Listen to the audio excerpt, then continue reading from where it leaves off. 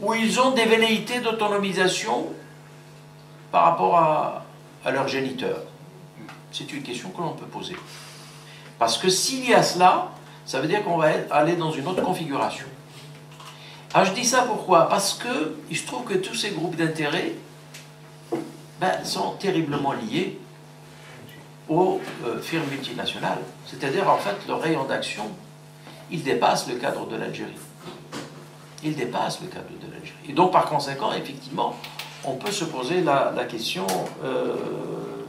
de l'existence de ces groupes. Dernier point, il n'y a absolument aucun doute que si on part d'une analyse de l'État dans le sens, en fait, d'un espace où ont germé, se sont développés des groupes d'intérêt, il n'y a absolument aucun doute que ces groupes d'intérêt, ils sont totalement, mais alors fondamentalement, fermés à toute espèce d'ouverture politique. Pourquoi? Parce que l'ouverture politique, ça veut dire la remise en cause fondamentalement de leurs intérêts. Donc il y a un lien, en réalité, entre la question démocratique et la question des intérêts, donc de la question sociale. Absolument aucun doute. Et c'est vrai que c'est une question très, très, très compliquée, parce que bloque tout.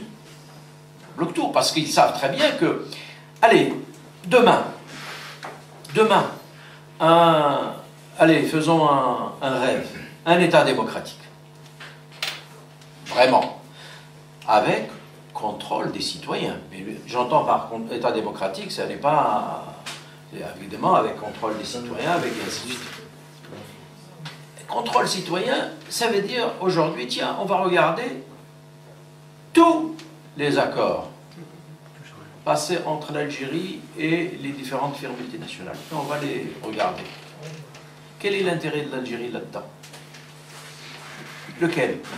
Et on va découvrir, effectivement, qu'on est très très loin des intérêts de la nation. Très très loin. Mais vraiment très loin. Et donc, par conséquent, évidemment, s'il y a un tel frein, mais vraiment, à l'ouverture politique, ça tient au fait que les intérêts politiques et les intérêts économiques sont terriblement imbriqués. Et qu'en perdant l'un, il y a évidemment le dévoilement de l'autre. Et donc voilà un peu ce qui fait que la difficulté dans laquelle on se trouve aujourd'hui. C'est quand même assez extraordinaire que, quand même, avec tout ça, c'est rien. Très bien. Voilà, en gros, j'espère avoir répondu même brièvement à vos premières interrogations.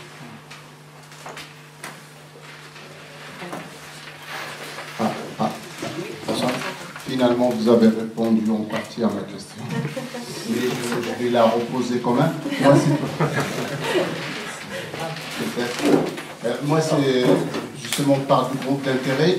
Moi, je les associe aussi. Pour moi, c'est un peu le produit des plans d'ajustement structurel. À un moment donné, on applique une thérapie de choc et on va vers un changement systémique, mais il se trouve qu'on est toujours dépendant des hydrocarbures, c'est-à-dire cette persistance de l'économie rentière, même dans une dynamique de changement systémique, elle est là, elle perdure. Donc, aller appliquer des méthodes néoclassico-libérales, je ne pense pas que ça peut nous apporter quelque chose dans l'état actuel de la situation. Et une autre question peut-être anecdotique, c'est quoi le coût de revient d'un moyen d'un baril de pétrole en Algérie? Ouais, le coût de revient, c'est-à-dire à la fabrication, combien ça nous coûte en Algérie? Parce qu'on a le gilet dans ce sens-là. Voilà, merci. Vous passez juste derrière. Vas-y.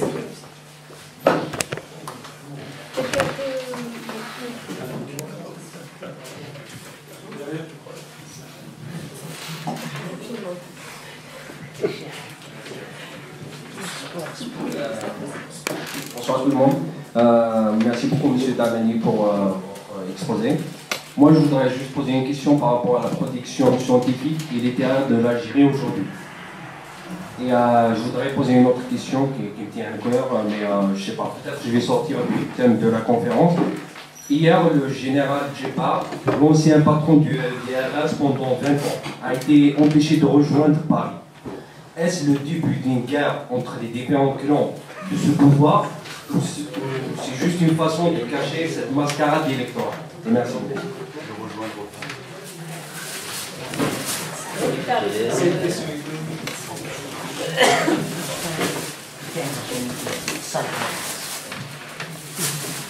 Une question courte et une question un peu plus compliquée que je suis en train de formuler.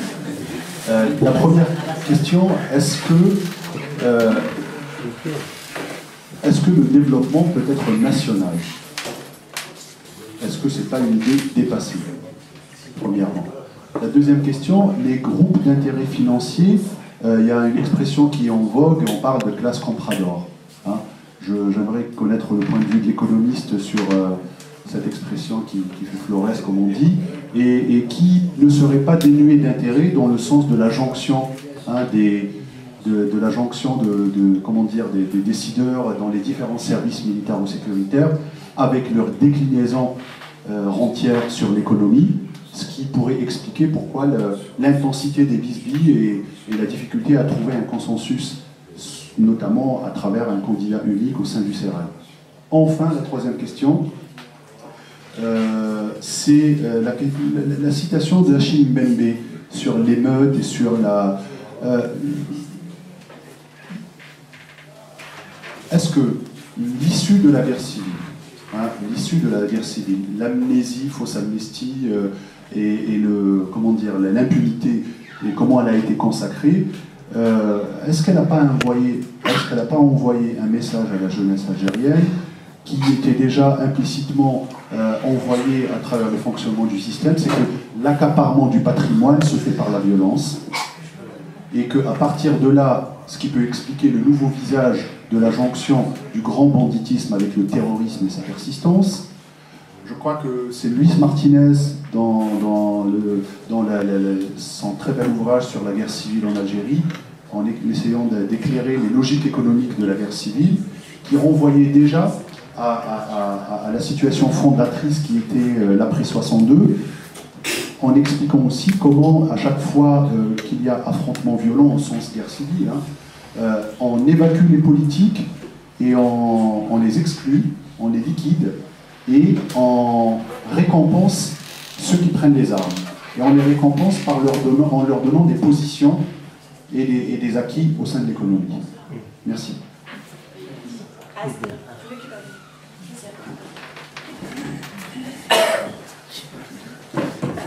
Bonsoir, j'ai deux questions. La première, vous avez tout à l'heure évoqué le plan de l'ajustement structurel, chose dont on parle très peu, parce que surtout quand on essaie de revenir à la décennie rouge ou noire, je ne sais pas comment la qualifier, donc à l'époque, l'une des hypothèses d'explication de cette guerre civile, c'est aussi le conflit, enfin les groupes d'intérêt.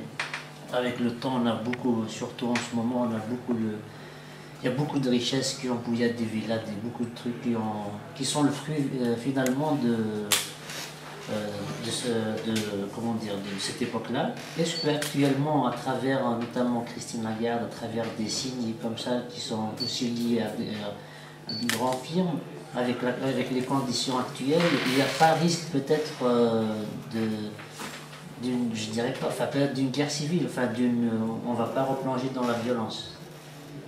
Ça c'est le premier point. Et le deuxième point, on parle moins de vous, enfin on parle de souvent quand il y a eu des élections, tout ça, on parle de l'agriculture et chaque candidat promet la relance de l'agriculture. Or il se trouve que si on prend par exemple les 10 dernières années, j'ai l'impression que toutes les terres agricoles, enfin, on a encouragé la construction, l'habitat rural dans des terres fertiles, dont tout à l'heure vous avez parlé de ça. Est-ce qu'il y a un espoir de relancer l'agriculture? Merci. Je peux répondre là? Ouais. Il répond d'abord et... Ah, quand même pas mal.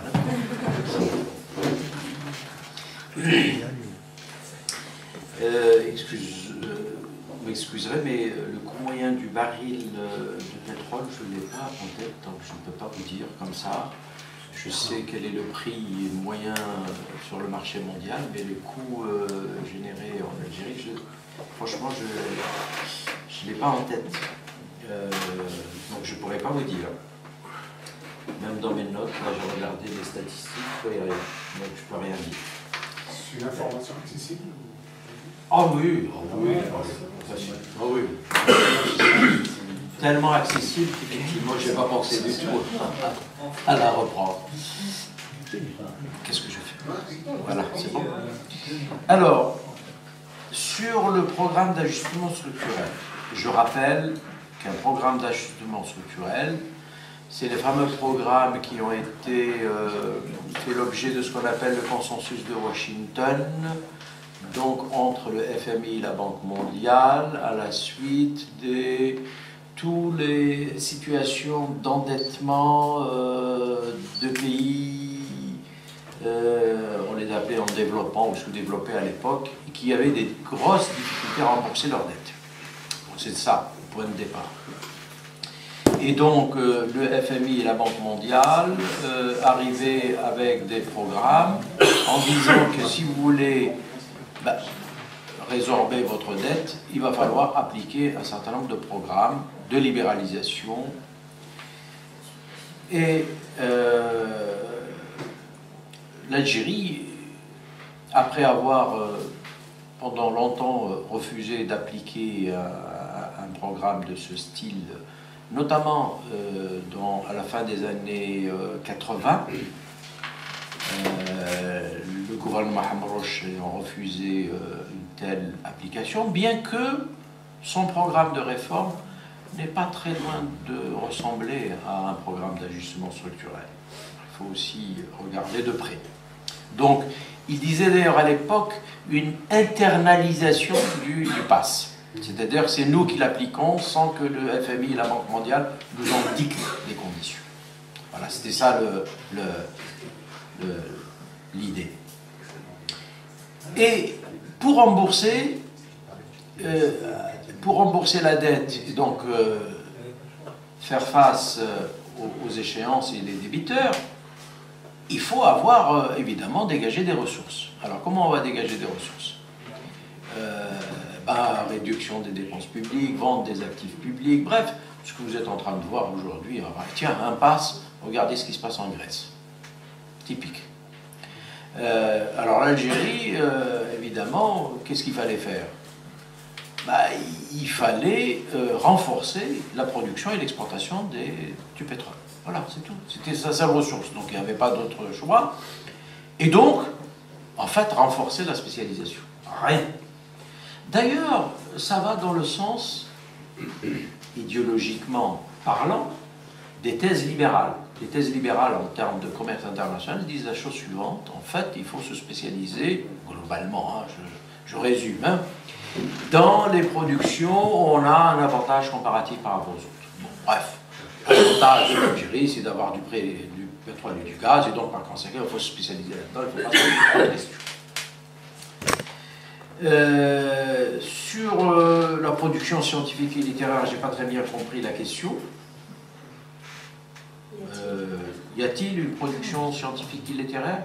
Une production littéraire, je sais, il y en a, oui, de plus en plus d'ailleurs. Il n'y a pas très longtemps, d'ailleurs, l'ACDA avait invité un... Ce que je comprends pas, ma question, y a-t-il aujourd'hui des articles scientifiques, y a-t-il des posters dans des congrès scientifiques? Qu'a-t-il de la recherche? Ah, la recherche. La production scientifique, d'accord, ok. Des universités algériennes qui publient des articles scientifiques. Oui, bien sûr, il y en a, oui, absolument. Tout à fait, oui. Il y a des chercheurs algériens, il y en a dans les... Alors, dans le monde économique, de ce que je connais, il n'y en a pas des masses, mais encore, c'est vrai qu'il en existe. Mais au niveau de la sociologie, il en existe. Au niveau du droit, il en existe. Il y a. Sauf que ce sont en général des voix qu'on entend très peu. Parce qu'ils sont effectivement soit dans leur milieu académique entièrement fermé sur eux-mêmes, et donc ils ont... Ça c'est un des gros problèmes du milieu académique, et comment le milieu académique pourrait faire effectivement écho avec la société. Ça, c'est un des gros soucis, c'est vrai. Pas seulement d'un point de vue du langage utilisé, mais c'est aussi, bon, il n'y a pas aussi de revues ou de magazines ou qui peuvent un peu vulgariser, apporter. Je suis frappé, tiens, sur le plan de l'histoire.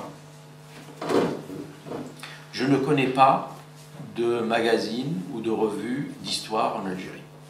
Il y en a une, c'est le CRASC, le INSENIET, mais ça, c'est pas l'histoire. C'est la sociologie, l'anthropologie, et ainsi de suite. Non, mais je disais magazine, parce que je regardais il n'y a pas très longtemps, d'ailleurs, c'était chez un ami, et puis je l'ai vu au Maghreb des livres, au Maroc. Ils ont un magazine d'histoire. Quand je l'ai feuilleté, je l'ai regardé, j'en ai lu un il n'y a pas très longtemps, il est absolument excellent. Il s'appelle Zaman. Si vous avez entre les mains, regardez-le. C'est digne un grand magazine d'histoire et qui pose des problèmes, l'histoire du Maroc. Mais vraiment, le numéro que j'avais vu, le dernier d'ailleurs, mois de mars je crois, le dossier c'était sur les origines de la Mazérité. Et la revue Nord. Et la revue Nord, mais c'est pas une revue d'histoire. Il y a une revue en fait. Non, et la revue Nord, ce que je disais, c'était pour répondre un peu à la vulgarisation, à faire parvenir, parce que si ça reste dans le milieu académique, on n'en sort pas. C'est comment faire parvenir le discours scientifique à une plus grande, le plus grand nombre de citoyens. Et là, on est obligé de passer par la vulgarisation. On n'est pas... sur les luttes au sein du pouvoir, pour vous donner une information, moi je ne la connais pas, il y a à l'évidence, à moins qu'on se voile la face, il y a à l'évidence des luttes au sein du pouvoir. Il y a à l'évidence, mais je pense que un des moments, vraiment, on peut critiquer, on peut douter, on peut tout ce qu'on veut, un des moments culminants de cette crise, à mon avis, mais c'est un point de vue, c'est la sortie de Saïdani, lorsqu'il a attaqué le DRS. C'est la première fois que ça arrive, quand même dans les milieux, même Aït Hamed ne le disait pas autant. Alors il paraît, certains disent que oh non, c'est le DRS lui-même qui a... Bon, ils sont capables, mais pas à ce point, c'est-à-dire en véritablement de se tirer... non, quand même, parce que c'était trop loin. Et puis l'autre élément de la crise, mais là, sous la forme de règlement de compte, les dossiers sur chèque Ibrahim. On sait que c'est rien, c'est de la bagatelle. Vous me direz qu'heureusement qu'il y a des Italiens qui sont là pour donner l'information. Il y a un copain tout à l'heure qui m'a montré un autre dossier qui est sorti au Canada concernant un cas de torture et d'incarcération d'un Canadien par le DRS. Oui. Alors, le Canada sur les histoires de corruption, il y a beaucoup à dire avec la banane. Donc, il y a à l'évidence des luttes au sein du pouvoir et qui fait que peut-être que la situation de crise aujourd'hui en Algérie, je considère que c'est parmi la crise la plus grave depuis l'indépendance. Je l'ai dit dans le Ratan à l'occasion d'une interview, c'est la crise la plus grave. Alors, quelle l'issue de cette crise? Franchement, qui est capable aujourd'hui de dire que ça va aller dans un sens ou dans un autre? Personne n'est capable de formuler un quelconque scénario dans les semaines, voire les mois à venir. Vous pensez que qui va de toute façon perdre entre guillemets les élections, il va rentrer dans le rang et toute sa troupe qu'il a mobilisée vont rentrer dans le rang, ils vont rien dire, rien du tout. Je crois qu'on est dans un moment, voilà, très très compliqué pour le système politique, pour le pouvoir politique.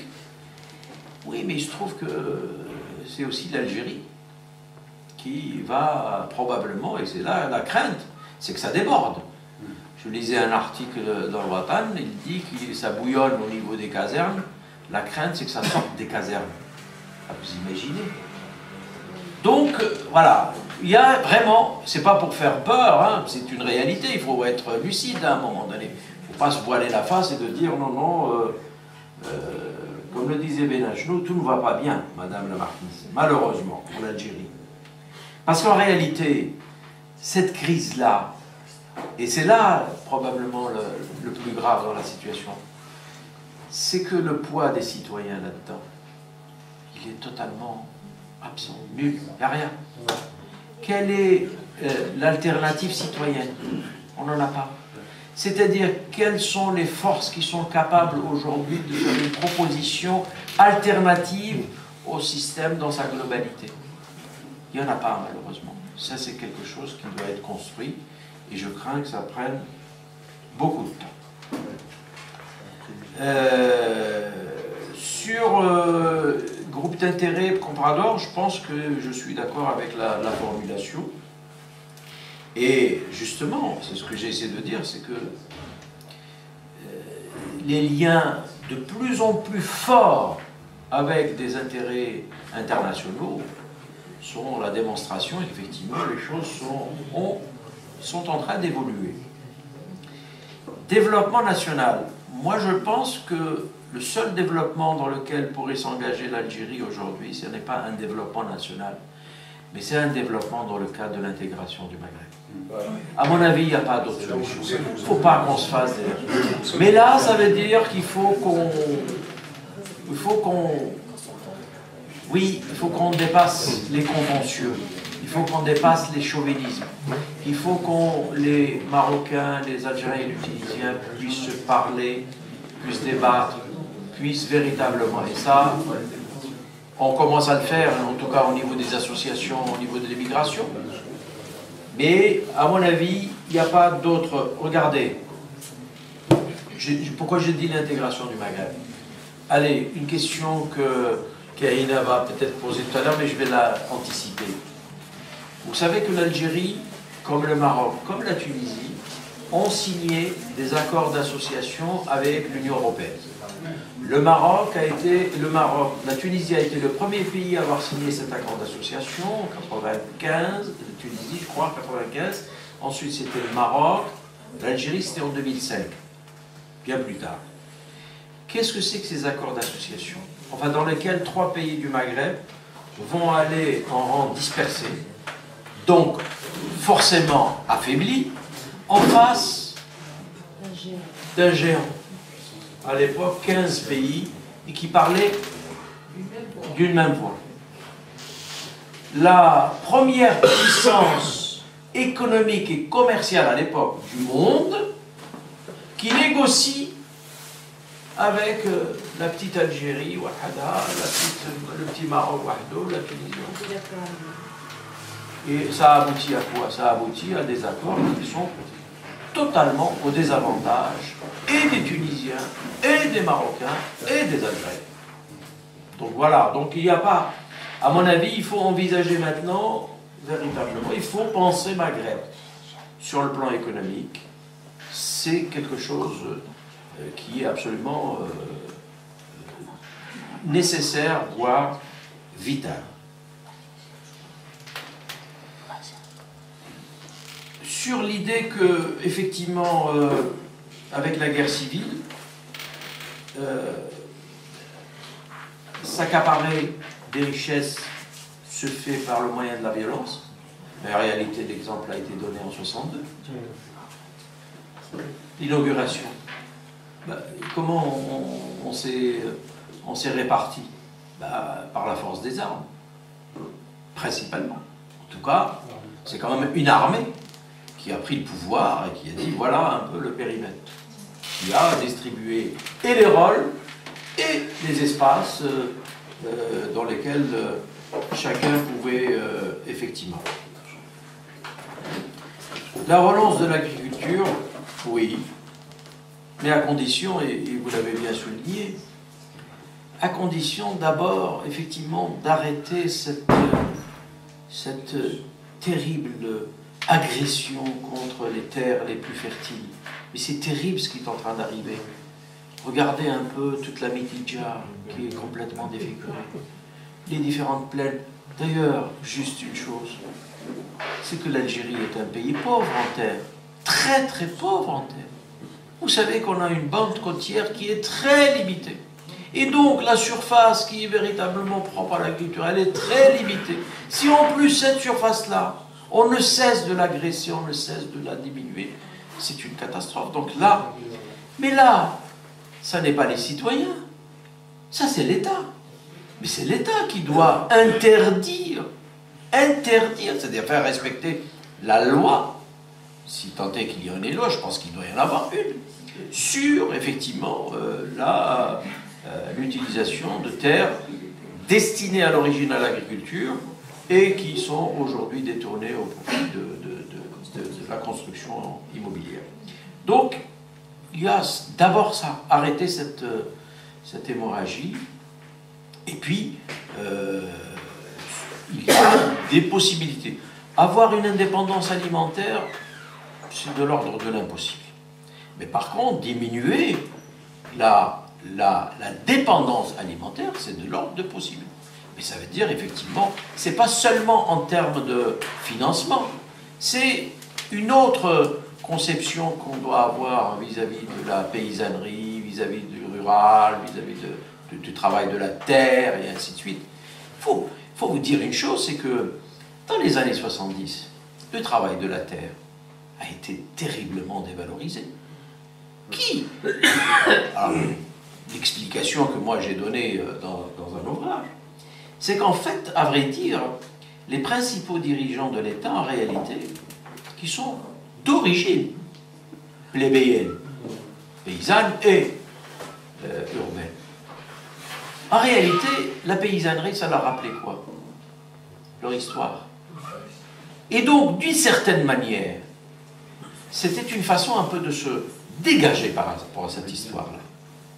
Un des éléments, en dehors des aspects techniques, voilà, on a donné plus d'argent à l'industrie qu'à l'agriculture, et ainsi de suite, plus de moyens humains, et ainsi de suite. Il y a aussi cette vision, cette conception, et ce rapport qu'on a à la paysannerie, qui est un rapport absolument plus que problématique, et qui est celui de, voilà, la paysannerie, oh là là, surtout pas, oh là là, vite, surtout qu'on s'en débarrasse et qu'on dégage. Voilà, en gros... et donc, il y a un véritable travail, justement, sur le travail de la terre, et là, il y a des potentialités. Elles ne sont pas immenses, mais elles existent. Voilà. Mais il y a effectivement tout ce travail-là qu'il faut faire. Voilà, j'espère avoir répondu globalement aux questions qui m'ont été posées. Vous avez peut-être une troisième série. Vous pensez qu'il y a encore une troisième série? Oui, effectivement aussi. Ah bon? Une question. Ahmed, ma question est la suivante, qui a été esquissée tout à l'heure par Kahina, concernant la pensée économique. Est-ce qu'on n'insiste pas là aussi à, disons, l'avatar du populisme qui empêche une pensée économique et d'avoir accès au réel? C'est-à-dire quand, ça on peut penser ce qu'on veut de l'expérience de Hamrouche, qui a essayé un peu de voir un peu ce qu'on peut du secteur d'État hérité, voir quelle est la mixité entre le privé et le public, et puis ça a fait long feu. Est-ce que l'avatar du populisme, c'est-à-dire dans la pensée, dans la réflexion et tout, n'est pas le principal obstacle à voir tout simplement, à tirer le bilan de ce qu'a été l'expérience étatique algérienne. C'est-à-dire là, on part dans des débats entre les libéraux et les étatistes, on ne sait même pas où se trouve, quel est l'état actuel et par exemple la traçabilité de ces oligarques, on ne sait pas. Avant, on parlait bourgeoisie comprador, c'était clair. C'était son processus de formation, sa traçabilité, elle était... Là, on ne sait pas très bien. On ne sait pas quels sont les protagonistes. Et par conséquent, même les protagonistes dans un cadre, disons, pour parler vite de classe, même les protagonistes des salariés sont éparpillés. est-ce que ce n'est pas un obstacle? Un autre inconvénient de ce populisme qui perdure, effectivement, notre aveuglement quant à nos intérêts, à l'échelon non seulement maghrébin, mais africain, et essayer de trouver d'autres modèles. La dernière fois, Mohamed Haroubé parlait de l'Amérique latine. Je ne comprends pas pourquoi l'expérience brésilienne ou d'autres pays n'est pas étudiée, réfléchie d'un point de vue militant, d'un point de vue, au lieu de s'en tenir au débat schématique, étatisme ou libéralisme. Une dernière question. Puisque vous avez évoqué l'Union européenne, enfin, les accords d'association avec l'Union européenne, très souvent dans les articles de journaux, les économistes, mais très souvent on nous répète que voilà, l'Algérie doit attirer des investissements étrangers. On nous dit que c'est très important, que ça peut apporter, ça peut créer de l'emploi, etc., etc. Et ma question donc, c'est réellement ces IDE, elles se représentent sous quelle forme? Elles se présentent sous quelle forme? Et notamment, je voudrais qu'on aborde le sujet, par exemple, de la sous-traitance. Et aussi, quel est son impact réellement sur l'emploi et sur les conditions de travail en général? Bon. Alors, je suis d'accord avec Tawfiq sur son appréciation et je relèverai le point sur le bilan de l'expérience. On n'a pas tiré de bilan. D'ailleurs, on n'a tiré aucun bilan. Est-ce que vous connaissez un bilan de la décennie dite noire? Et je parle de bilan en termes économiques, hein. Je ne parle même pas en termes économiques. Comment, effectivement, tiens, par exemple, puisqu'on parle de ces groupes d'intérêt, comment un certain nombre de groupes d'intérêt avaient intérêt à ce que la violence perdure? Pourquoi? Parce que pendant cette période-là, vous savez, les plus grosses fortunes ont été amassées. Les plus grosses fortunes ont été amassées. Donc par conséquent, donc la guerre civile, on a tendance effectivement à la voir, on sort toujours le nombre